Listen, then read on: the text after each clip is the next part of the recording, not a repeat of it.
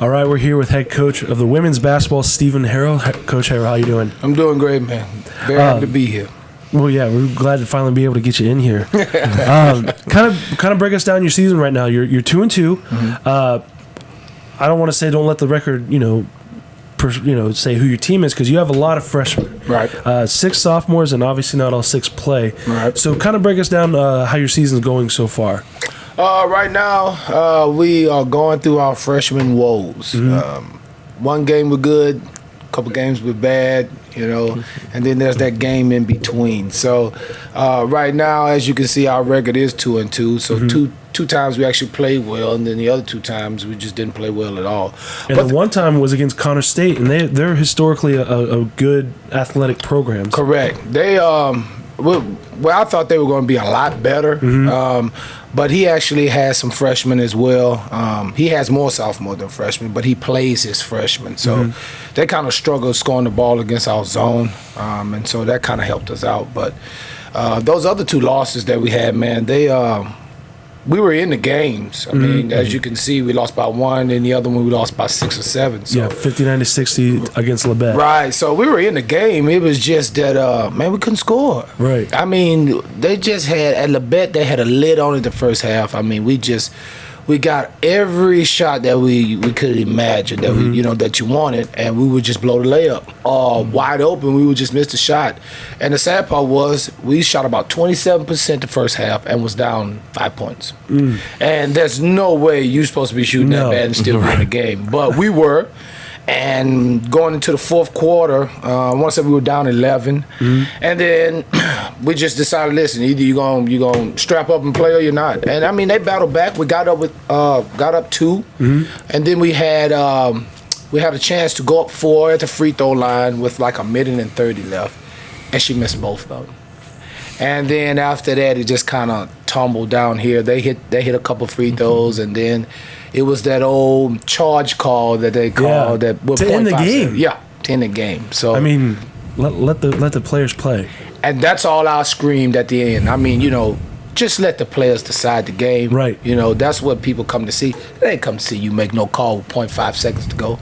But, like I told the head coach, he told me, he said, man, that was a terrible call. I said, yeah, it was, but we put ourselves in that position. Mm-hmm. If we would have made some free throws, I mean, we missed 17 of them. Oh, wow. So if you miss 17 free throws, you don't deserve it. You don't deserve it. Right. Correct. It's pretty tough. So, right. And then at NEO, couldn't throw it in a wide open barn. I mean, we just could not make a shot. I mean, 22 points in the first half, and then came out the second half, still only down 6. Came out the second half, man, and didn't score for about 2 minutes.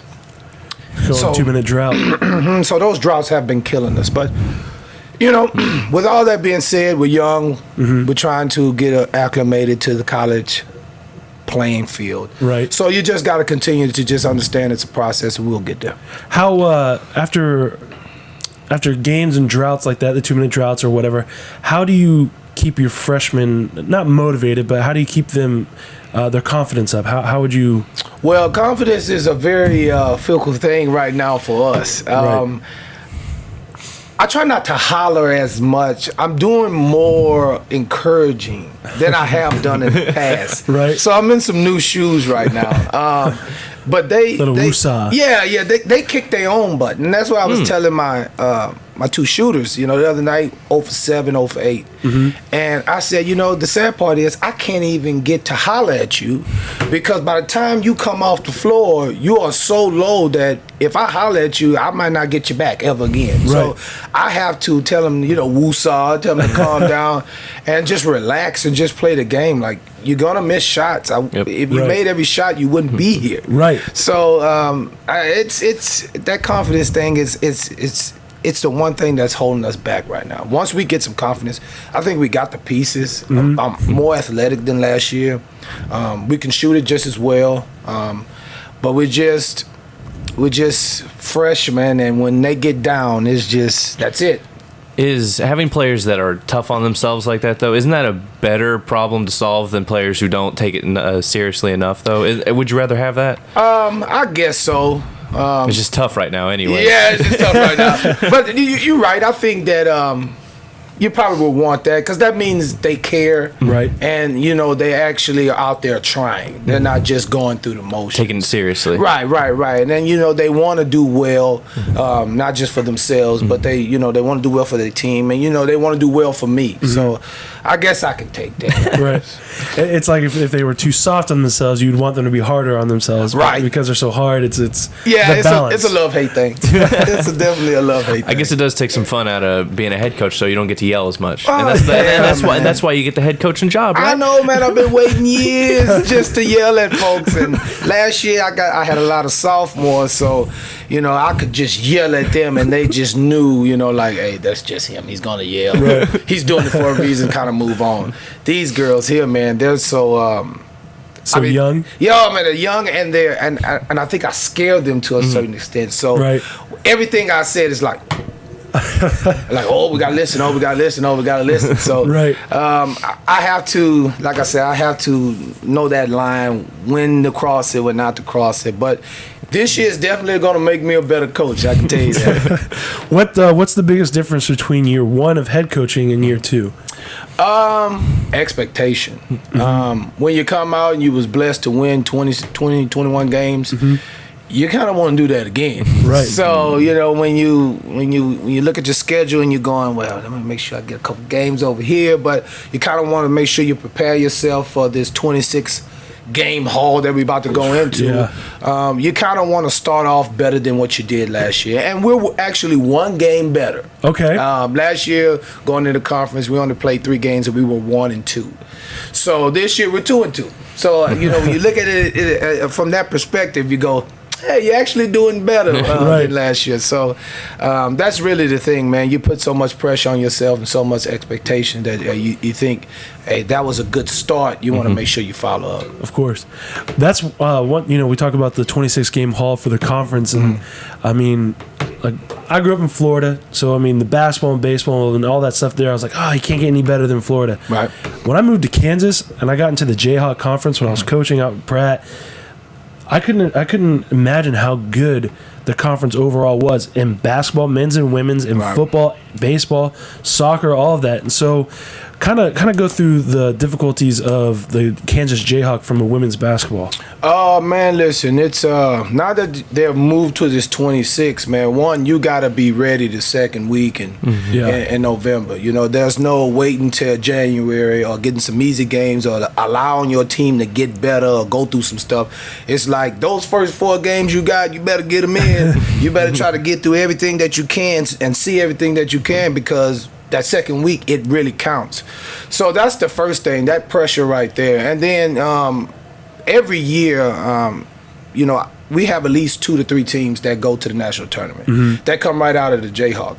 And, you talk to other people, they say, well, my conference is the best. Well, my conference is the best. And when you're recruiting kids, they say, well, that coach said that their conference is the best. And I say, well, I always say, well, just do your homework.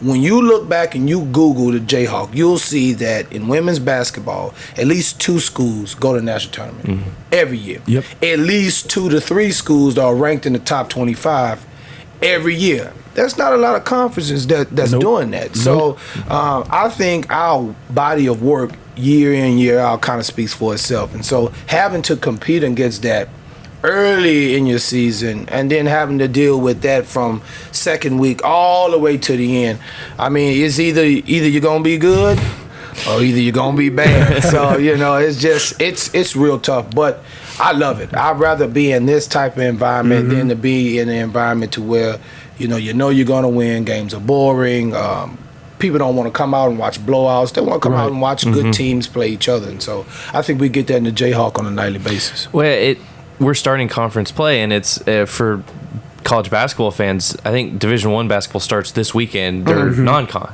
Right. Their season starts, and you guys are already in a conference play just like that. So that's right. That's just crazy. Yeah, it kind of reminds you of football. Yep. Because football, you might play 1, maybe 2 games, and the next game you might be playing a conference game. It's gone. And that matters. So that's the way I look at it. It's like we Division I football. But like I say, I mean, I like it.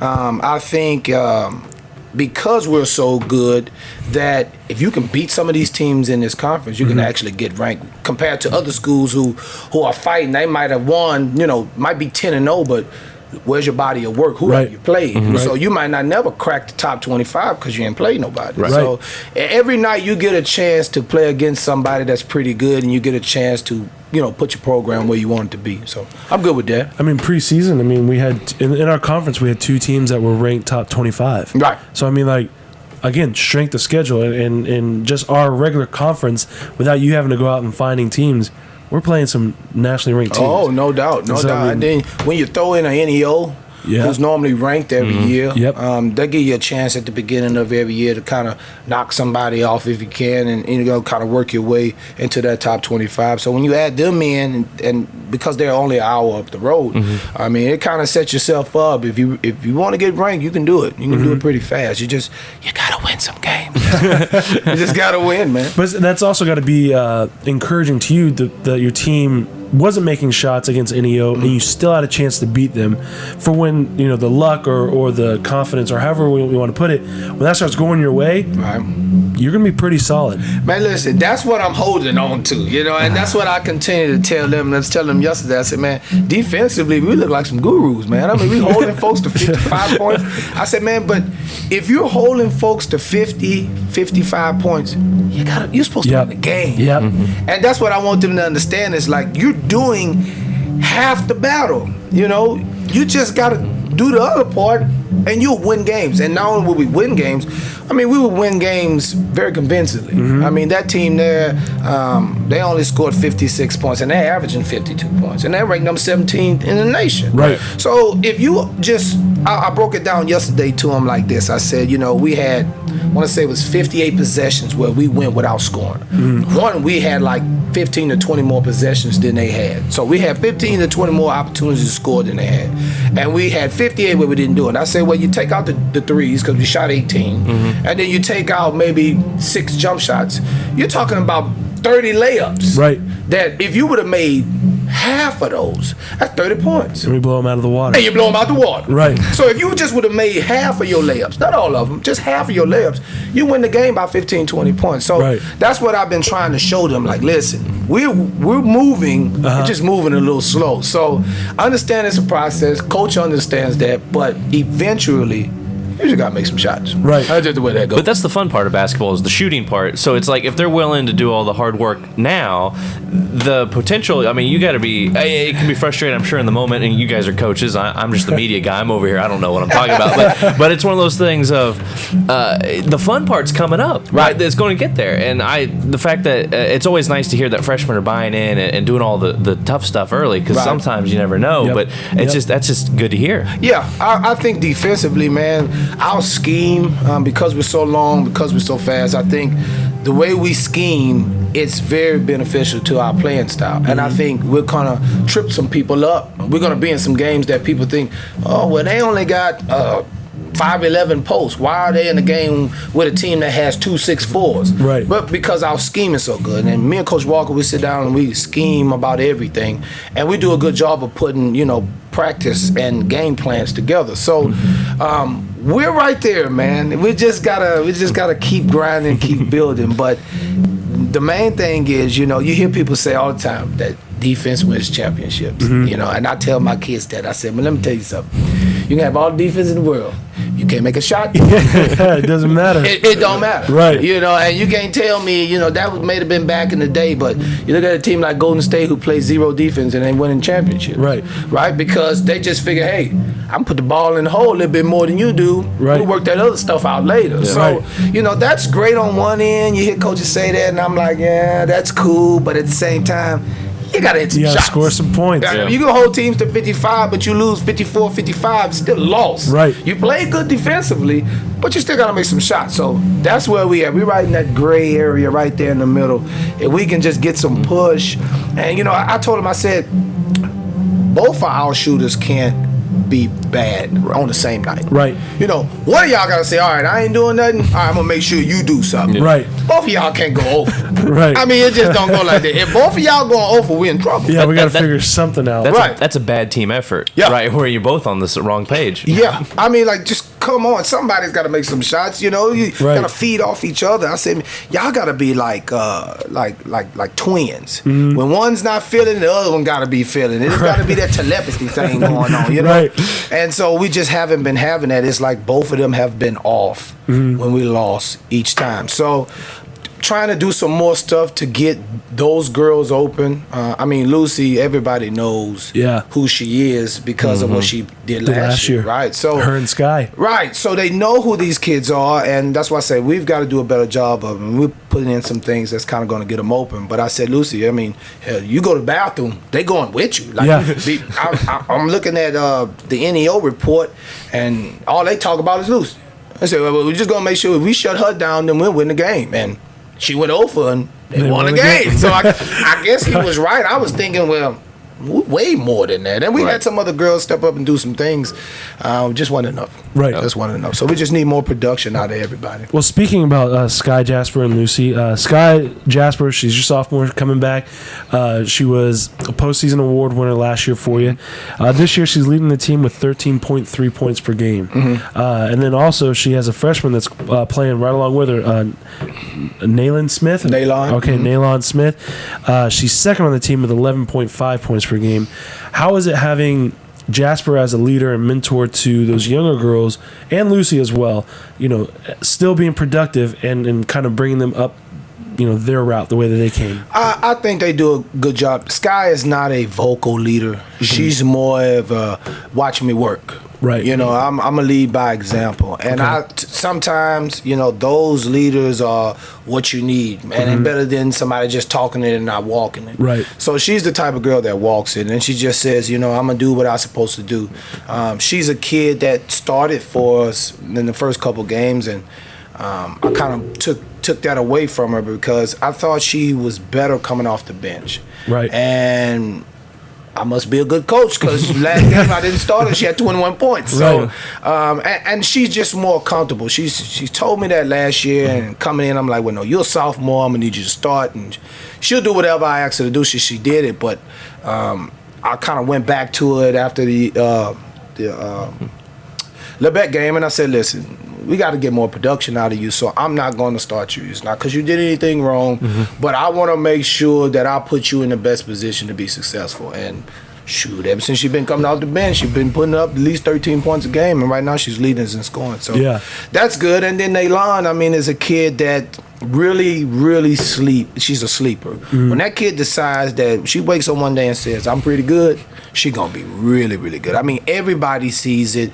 She's very athletic, can get to the rack. She's 5'9". I mean, stands up. She probably could scratch her knees. I mean, long arms. I mean, just a kid that, you know, we took a chance on and it just panned out. Sometimes you know, you mess up, and sometimes you go, hey, I recruited that. That's pretty good. So, but I've had Division I coaches come in, and they just like, they want to know who she is. I mean, because immediately they see the athleticism. Immediately they see, you know, her jump shot and how, you know, she kind of plays like a boy. Right. And so they love that. And so having that from a freshman is huge. Right. We just got to get somebody else, some other people to do some good things, you know, because there's a lot of freshmen playing ball right now that's not doing anything for their team.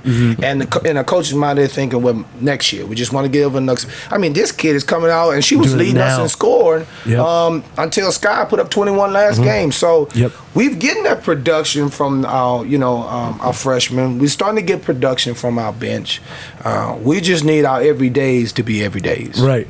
Kind of like Tatiana McCree. Yeah. The first game that was at home, I mean, she couldn't miss a three. Right. I mean, she was draining it. And so I mean, that's another freshman that's coming in. I believe freshman. Sorry if I messed that up, but I mean, that's another freshman that's coming in for you and competing. Yeah, and that's what I tried to tell her. I said, listen, everybody knows who Lucy is, so nobody knows who you are. You got to be getting off right now. Right. Because eventually they're going to say, well, they got somebody else besides Lucy. So we're going to have to shut both of them down. Yeah. Right now, when you're free and people are helping off because they don't know what you can do, I said, this is a time where you have to produce. Right. And she's a kid that can do it. She's just one of those kids that is so hard on herself. And I mean, the other day I took her out and I just grabbed her and I was just like, relax. And she was just like a kid, just ate 15 pieces of candy. She couldn't stop moving. I'm like, listen, relax. And I had to do it like 4 times, and she had just messed up, so I really wanted to holler at her. Right. But by the time she got there, arms flailing, her eyes just moving, I said, man, you look like a 5-year-old who just been told no. Right. And you just pouting, you're just mad. I said, man, you gotta let those things go. I said, the best shooters believe, I missed that one, I'm gonna make the next one. Yep. And they don't let it snowball. She lets it snowball, and so it kind of affects her. But once I can get her to just say, oh well, I missed it, I'll make the next one. She can be. I think she can shoot it just as well as Lucy, right, and just as deep as Lucy shoots it as well. But it's a confidence thing. Do you think that's part of the maturation process as well for her? Yeah, I think so. She's a redshirt freshman, so she was in from a Division II. She was in the collegiate area. Okay. I mean, doing some good things, but she's just she didn't get a chance to play. And so this is actually her first collegiate games. Right. You know, so it's just freshman wolves. Right. You know what I mean? It's just the way it is. Even though she's a sophomore, she still haven't played. Practice is one thing, but playing in the game is something totally different. So once she gets adjusted, I think she'll be all right. Plus, she needs to get in shape. She's always huffing and puffing. If you watch her, 3 or 4 trips up and down that line, just watch her, man. She's just huffing and puffing. Asking for that break. Oh, man. No, she'll do this in a minute. But, you know, that's that process of getting in shape and understanding how I want things and how fast I want to go.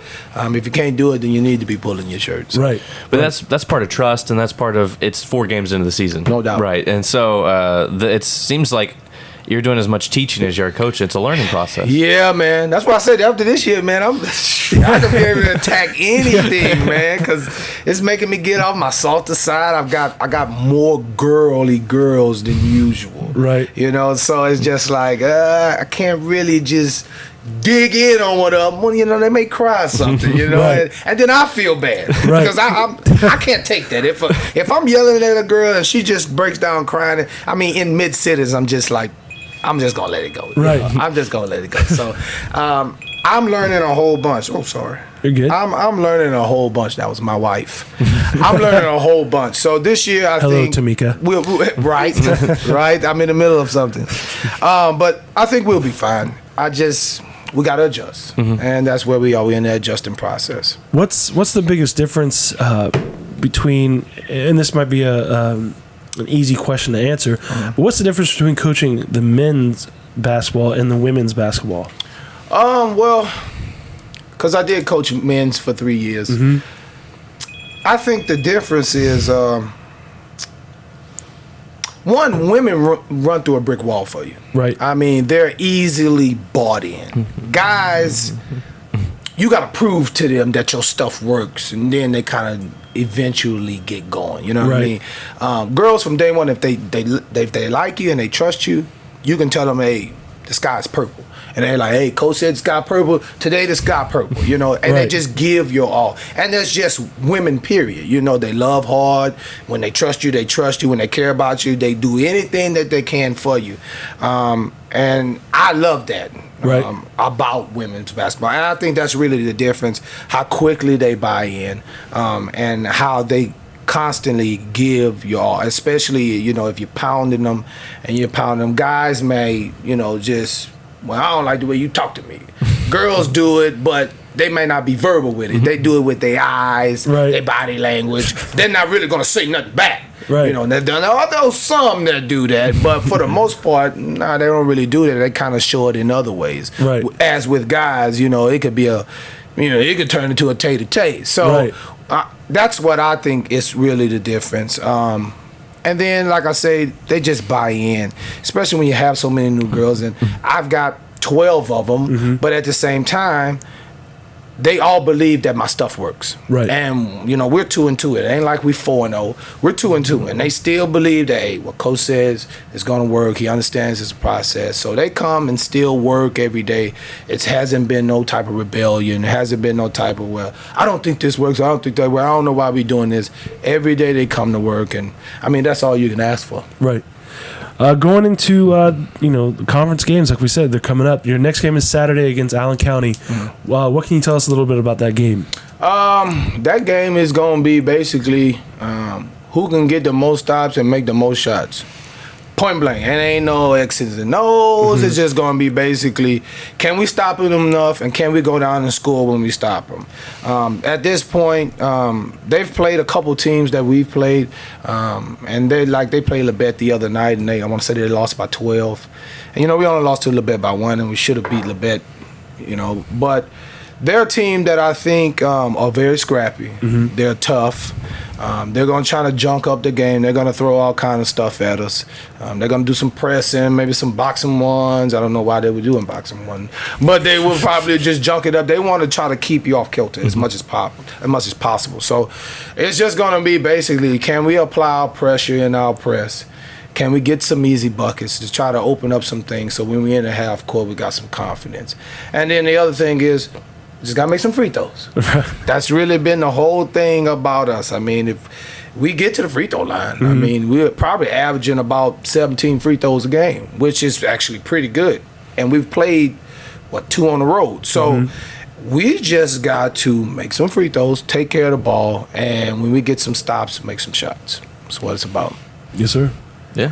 Well, thank you, Coach, for taking the time out and coming to be with the Coffey. Hey, man, no problem. I'm digging this setup, man. Listen, Yes, sir. Whenever you need me on here, I do a little something. Yes. I can rap, sing, do a little something like that. Whatever promotes my program, I'm all for it. We'll have an open mic soon. Hey, man, let me know. Go Ravens. Yes, sir.